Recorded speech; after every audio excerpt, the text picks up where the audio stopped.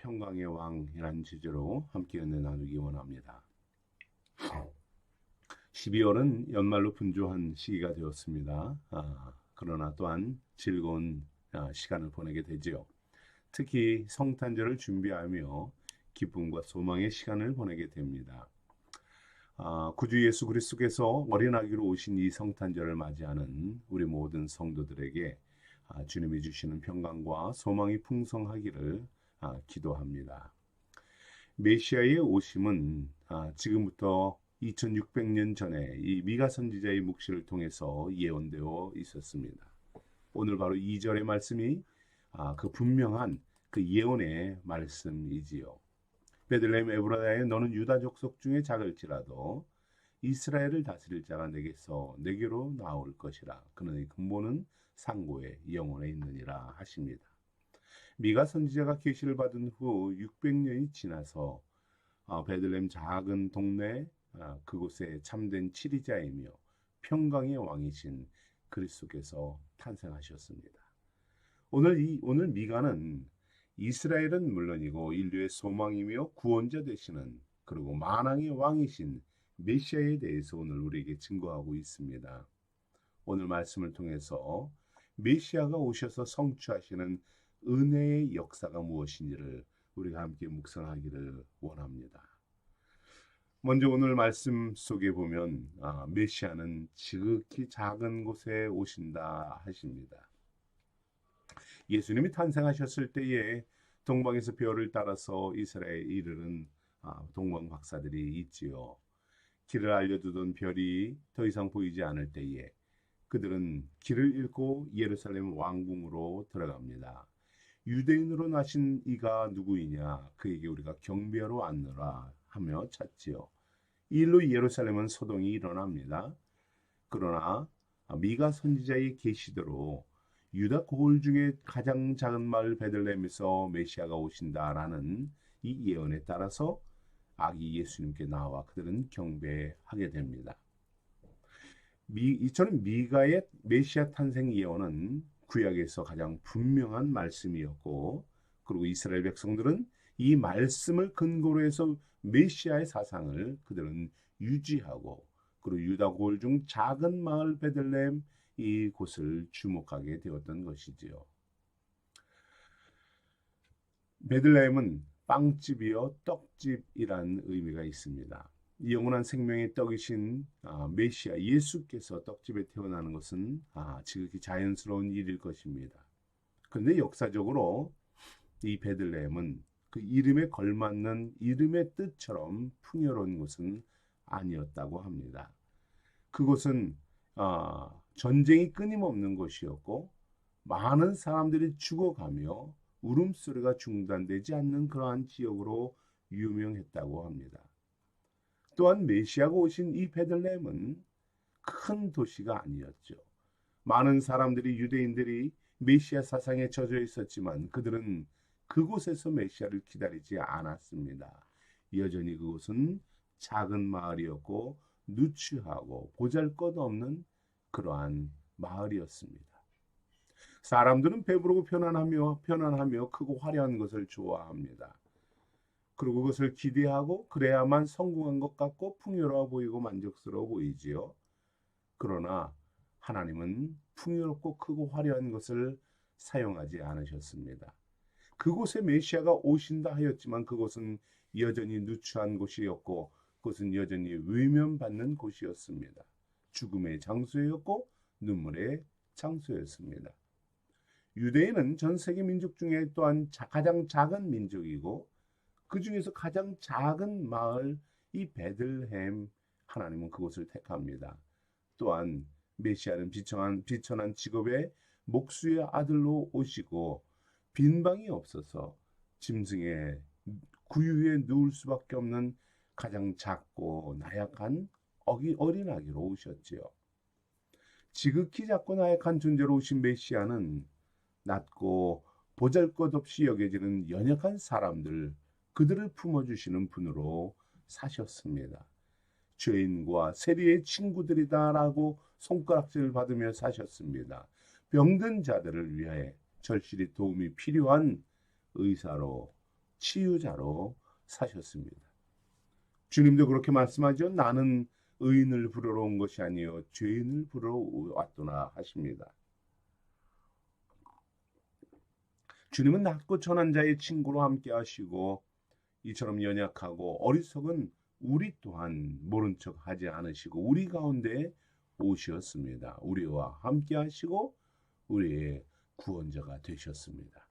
지극히 작은 곳으로 오셔서 주님은 작은 것, 약한 것, 이것을 이러한 우리를 세워주시는 분입니다. 그리고 크고 강한 것을 부끄럽게 하시는 분임을 믿습니다.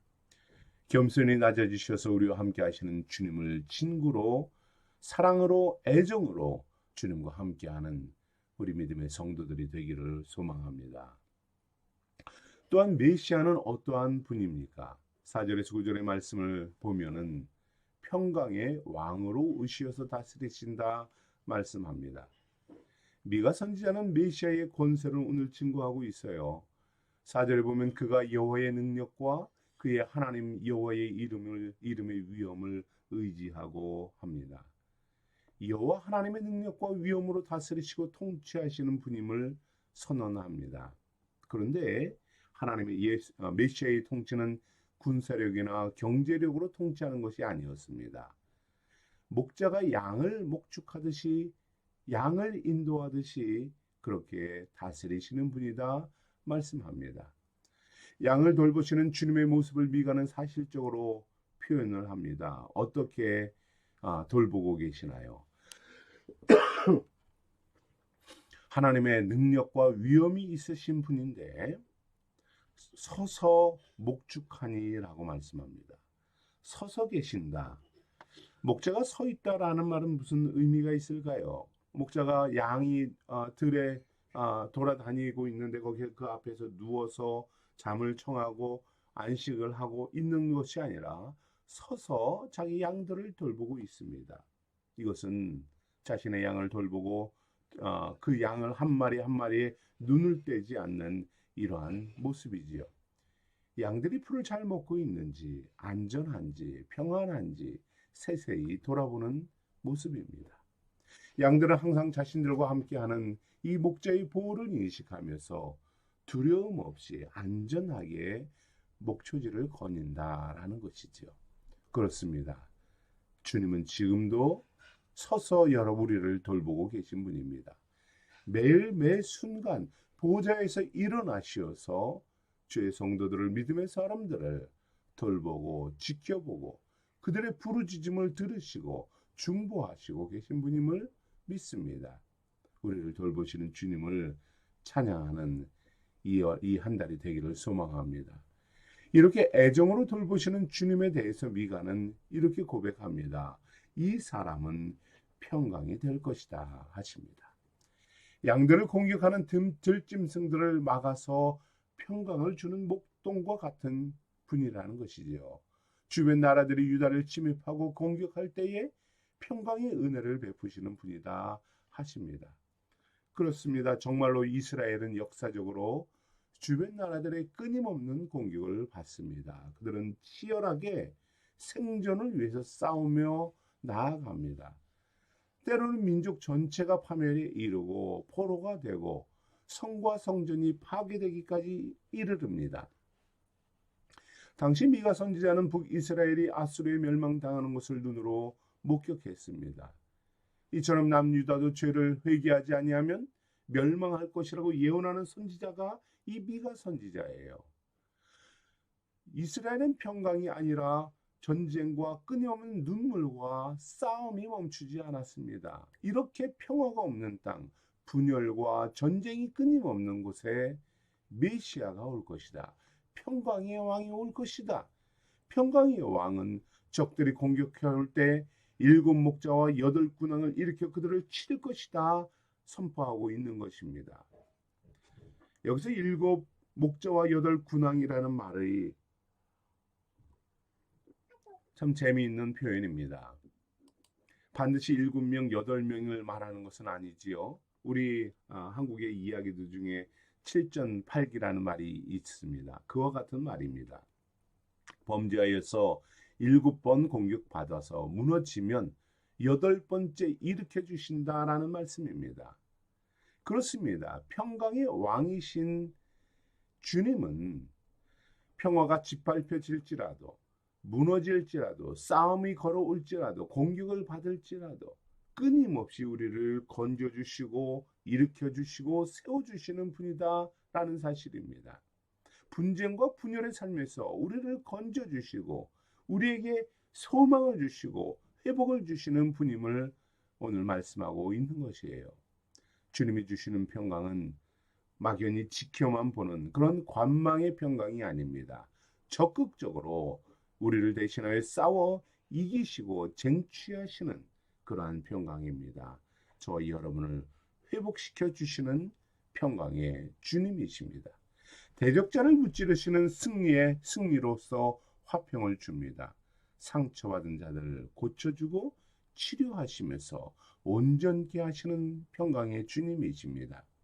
미가는 대적자들을 무찌르고 승리를 주시는 평강의 주님을 이렇게 선언합니다. 내 손이 내 대적들 위에 들려서 내 모든 원수를 진멸하기까지 하리라 9절에서 말씀하고 있습니다. 그리스도의 무기는 칼과 창과 방패가 아니지요. 이와 니시 승리자의 하나님의 능력과 성령과 말씀입니다. 주님의 능력과 말씀 영으로 승리하여 평강을 주시는 것이지요. 이를 위해서 우리는 주의 말씀과 주의 성령과 주의 기도로 나아가야 하는 것입니다. 이때에 주님이 주시는 평강을 누리는 것입니다. 주님은 많은 평강을 우리에게 주시기를 원하지만은 우리가 말씀과 기도로 준비되어 있지 않는다면 어찌 그 평강을 누릴 수 있겠습니까? 물론 사람들은 삶의 참 평안을 구합니다. 나름대로 다양한 방법을 시도하지요. 돈으로, 명예로, 오락으로, 그리고 권력으로 평안을 구하며 나아갑니다. 그러나 어떻습니까? 그 평안은 평안에서 점점 멀어지는 그러한 분열과 다툼만이 일어날 뿐입니다. 그러나 주님의 말씀과 주님의 영으로 우리가 평안을 구할 때에 여러분 우리는 참된 평강의 왕 예수 그리스도 안에서 평안을 얻는다는 사실을 기억하시기 바랍니다. 주의 말씀 외에는 없습니다. 말씀으로만 우리가 살아갈 수 있고요. 말씀 안에서만 우리가 참된 평안과 소망의 삶을 살 수 있는 것입니다. 예수 안에 분열이 그치고 예수의 말씀 안에 우리가 화목을 이룰 수 있는 것입니다. 다툼이 멈추고 사랑이 싹트는 것입니다. 주의 말씀 안에서 기도할 때에 우리의 눈물이 멈추고 웃음과 즐거움이 넘치게 되는 것입니다. 평강의 주님으로 인해서 말씀으로 오신 그 주님으로 인해서 참된 평안을 누리는 우리 생수의 성도들이 되기를 소망합니다. 메시아는 마지막으로 어떠한 분으로 우리 가운데 오셨나요? 정결케 하시는 분으로 오셨다라고 10절에서 15절까지 말씀하고 있습니다. 미가는 메시아가 오신 그날에 일어날 일들을 오늘 소개하고 있어요. 메시아는 하나님의 백성들을 정화시키고 죄악된 것들을 멸하시고 심판하에 주로 오심을 예언하고 있습니다. 오늘 미가 선지자는 우리에게 인간적인 모든 수단과 방법을 의지하지 말라라고 합니다. 사람들이 의지하는 것은 무엇입니까? 10절의 말씀을 보면은 내가 군마를 내 가운데 멸절하면 내 병거를 부수며라고 말씀합니다. 군마를 멸절하고 병거를 부수겠다. 땅의 성읍들을 멸하고 견고한 성을 무너뜨리겠다라고 주님은 말씀합니다. 군마와 병거, 견고한 성은 나라를 지키고 생명을 구하는 데 절대적으로 필요한 요소들이지요. 강력한 군사력이 있어야 든든히 세워짐을 입습니다. 안전함과 보호를 얻습니다. 우리를 지켜줄 것으로 믿어 의심치 않습니다. 물론 반드시 필요한 것이에요. 그런데 이런 인위적인 든든함과 능력을 의지할 때에 사람들이 빠지는 실수가 있습니다. 바로 하나님을 의지하지 않는다는 것이지요. 군대와 견고한 성이 잘못된 것이 아닙니다. 인생들이 평안과 안전을 위해서 반드시 필요한 것이에요. 그러나 이런 것만을 의지하고 하나님을 멀리한다면 그것은 반드시 끊어내야 하는 죄가 되는 것입니다. 그 군대와 견고한 성조차도 하나님이 주심을 알아야 한다는 것이지요. 주님은 하나님보다 더욱 의지하는 그 모든 것들을 버리라 하십니다. 주의 말씀에 순종하지 못하게 하는 그 모든 것들, 세상에 쌓아놓은 것들, 그것을 붙잡고 생명을 구하는 것, 결국은 그 속에서 무너지고 그 속에서 파멸된다는 사실을 주님은 말씀하고 있는 것입니다. 세속적인 힘은 하나님의 백성을 지켜줄 힘이 되지 못합니다. 우리를 보호하는 것이 아닙니다. 이 세상적인 가치관의 생명의 줄을 메고 끌려다니지 말라 하십니다.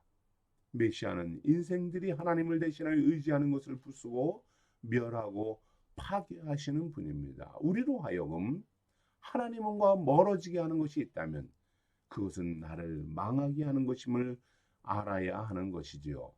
기도하지 못하게 하는 것, 말씀을 듣고 읽고 묵상하지 못하게 하는 것, 주님 앞에 나아가지 못하게 하는 것, 이 모든 것들을 끊어내는 성도가 되라 하십니다. 또한 주님은 어떠한 분으로 우리를 정결케 하십니까? 12절에서 15절에 보면 거짓 신들을 버리고 정결해지라라고 말씀합니다. 여기에 말씀을 보면 복술과 점장이 우상 주상, 손으로 만든 것 아세라 목상 이러한 것들을 소개하고 있어요. 이것은 무엇입니까? 우상들입니다. 우상 숭배를 말하는 거지요. 인간의 손으로 만든 모든 것을 던져버려라 하십니다. 쓸모없는 것이고 거짓된 것이다 하십니다. 왜 그렇습니까? 이런 거짓들은 우리의 성읍이 멸하며 하나님의 진노와 분노의 심판만을 불러오기 때문이다 하십니다. 메시아는 하나님의 백성인 이스라엘과 유다가 무엇 때문에 멸망하였는지 우리에게 다시금 각인시킵니다. 명백한 눈으로 미가는 것을 보고 오늘 다시 선포하는 것입니다. 이런 우상 숭배는 믿음의 성도들이 간직해서는 절대 안 되는 것임을 말씀합니다. 눈에 보이지 않는 하나님을 버리고 눈에 보이는 자신이 만든 신만을 쫓아다니는 어리석음을 책망하고 그 속에서 정결해지라 하십니다. 우상 숭배와 인간적인 수단 방법은 결국 그들에게 어떤 결과를 가져옵니까? 하나님의 심판과 파멸뿐입니다. 우리 주님은 우리 인생에서 이런 가증되고 거짓된 우상 숭배를 버려라 심판하십니다. 그 모든 것이 아니라 바로 여호와 하나님만을 의지하라 말씀합니다. 사랑하는 성도 여러분, 우리는 무엇을 의지하고 바라보며 살아가고 있나요? 우리가 굳게 붙잡은 것은 무엇이고 무엇에 만족하고 즐거워하고 있나요? 하나님은 야곱의 남은 자, 하나님을 바라보고 믿음을 지킨 사람들에게 말씀합니다. 그들에게 이슬과 담배와 같은 은혜를 베푸시겠다 오늘 선언하고 계십니다. 사자와 같이 승리자가 되게 해주겠다라고 하십니다. 지극히 작은 곳에 오시어서 우리를 다스리시고 연약하고 작은 우리에게 소망을 주시는 이 메시아 하나님께 감사하는 이 달이 되기를 원합니다. 참된 평강을 얻는 성도가 되길 원합니다. 주의 말씀과 기도로 주님 주시는 능력을 덧입기를 원합니다. 주님이 아닌 거짓되고 세속적인 가치관을 따르는 것이 아니라 주님 안에 정결함으로 세워지는 우리 생수의 성도들이 되기를 소망합니다. 우리 함께 기도하겠습니다.